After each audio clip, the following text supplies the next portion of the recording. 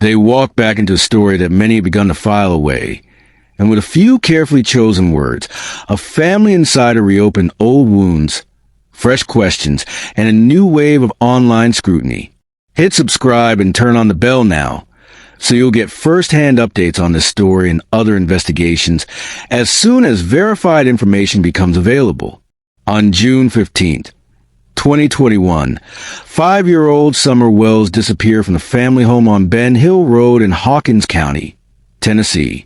The case galvanized the local community and drew national attention.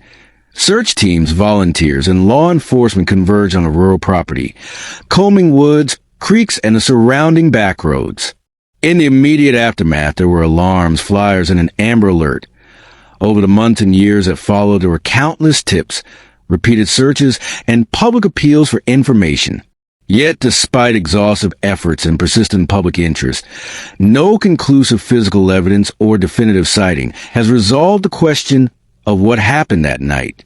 That enduring absence, the way a family's life and a town's sense of safety became suspended by a single unanswered question, is a background against which the recent statements from a family member cut through the long silence. When a case has stabilized into long, unresolved uncertainty, a new public voice from inside the family can have disproportionate effect. This month, Summer's aunt released a video on TikTok where she recounted her memories of the day and offered timeline details that, until now, had not been in the public record. The format, a short social video rather than a long interview or a press conference, is itself a sign of the times. Families increasingly use social platforms to speak directly to the public, bypassing traditional media filters. That directness can be powerful. It can draw attention, prompt new witnesses to come forward, and pressure authorities to re-examine lines of inquiry. But it also carries risks. Snippets of emotion and recollection can be misread, magnified, and interpreted as evidence by viewers who lack context. The aunt's choice to speak publicly thus did more than add details to the record. It altered the case's public tone and revived a communal need to parse fact from feeling. What made the aunt's appearance particularly notable was how her words subtly diverged from a narrative that the public had heard from Summer's parents over the years. She did not make direct accusations, and she did not offer a smoking gun revelation. Instead, she narrated the day with specific timeline variations and small observations that had not been widely shared before. Those shifts, the placement of a vehicle, the timing of someone's movement, the detail of a window or a gate, may sound minor to an outside reader, but in missing person work, minor discrepancies matter enormously.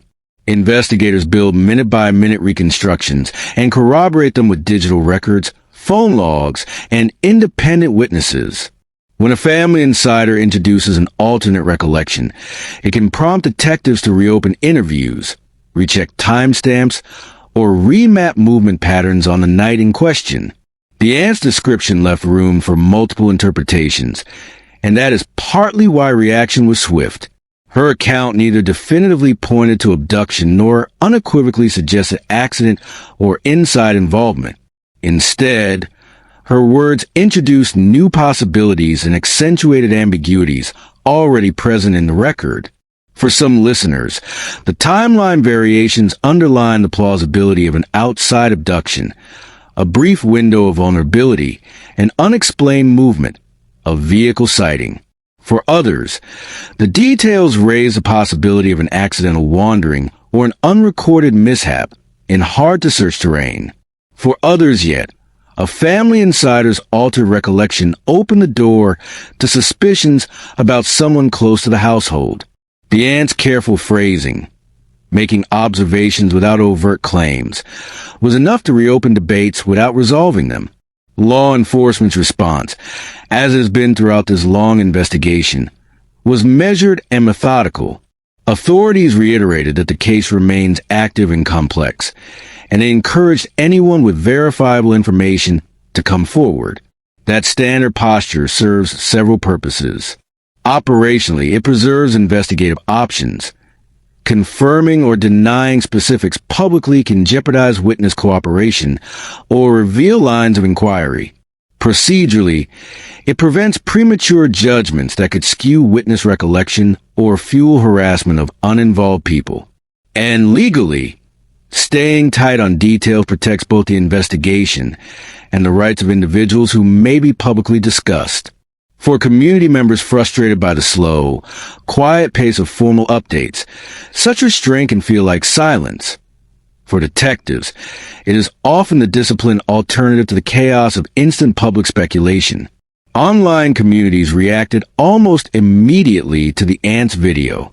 Forums, comment threads, and short-form posts dissected every sentence, replayed timestamps, and mined relationships for motive. Some viewers treated the ants' words as a long-awaited pivot point. Others warned that media snippets are poor substitutes for official evidence. That dichotomy, hope that a family voice might open a case and fear that social amplification does more harm than good, is now a familiar pattern in modern missing person investigations. Social media can be a force multiplier. It keeps a story alive across news cycles and can move a witness from silence to action. But it can also distort, repackage, and weaponize partial information into conspiracy narratives that burden families and investigators alike.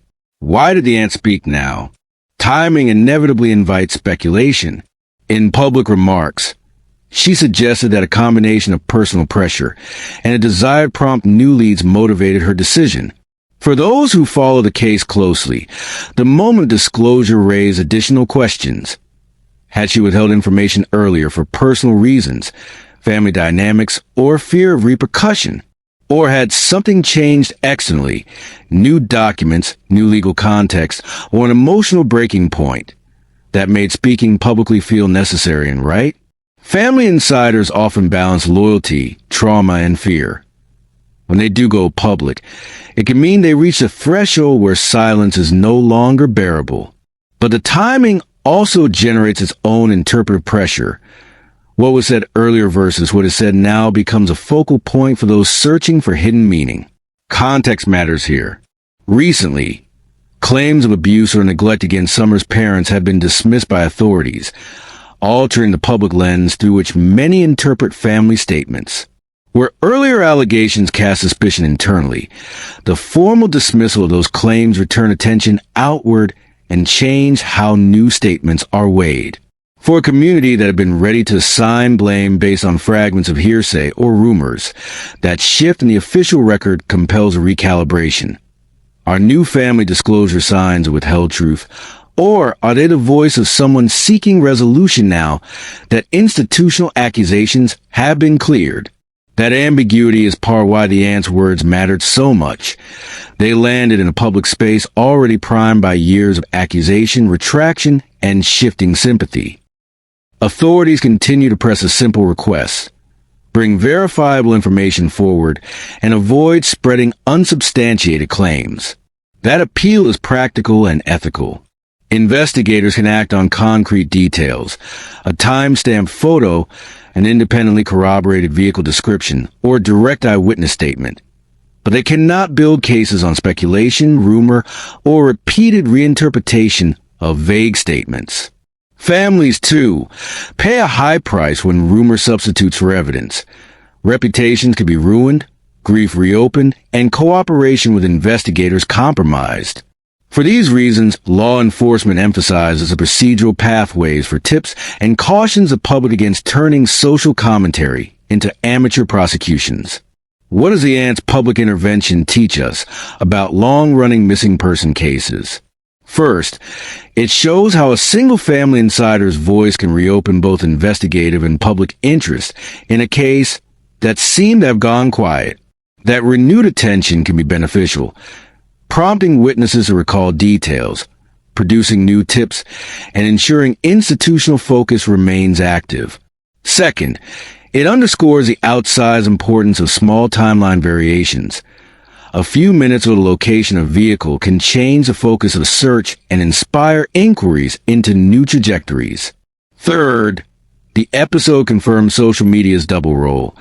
It can amplify helpful leads, but it can also complicate investigations by spreading partial narratives and encouraging premature conclusions. Fourth, It reinforces why investigators control information tightly. Protecting the integrity of evidence and the safety of potential witnesses often requires disciplined silence in public forums. Finally, it reminds the community that persistent, credible tips are the lifeblood of progress, not conjecture, but verifiable, first-hand information.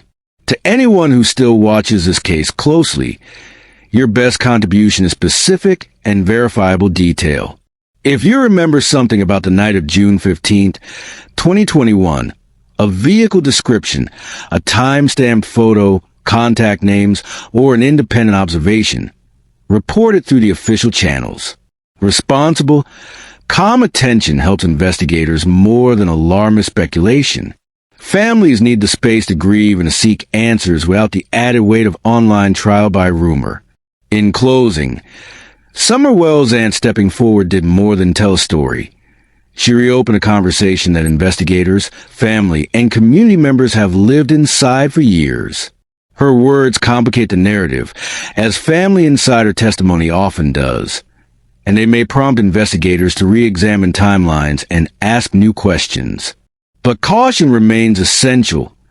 Polygraph-style certainty does not materialize from social momentum, and definitive answers depend on verifiable evidence. Continue to watch for confirmed updates from official sources. Consider new claims with healthy skepticism. And if you have concrete information, pass it along through the proper channels. Persistent, careful public vigilance, not rumor, is the most reliable path toward the truth this case still needs.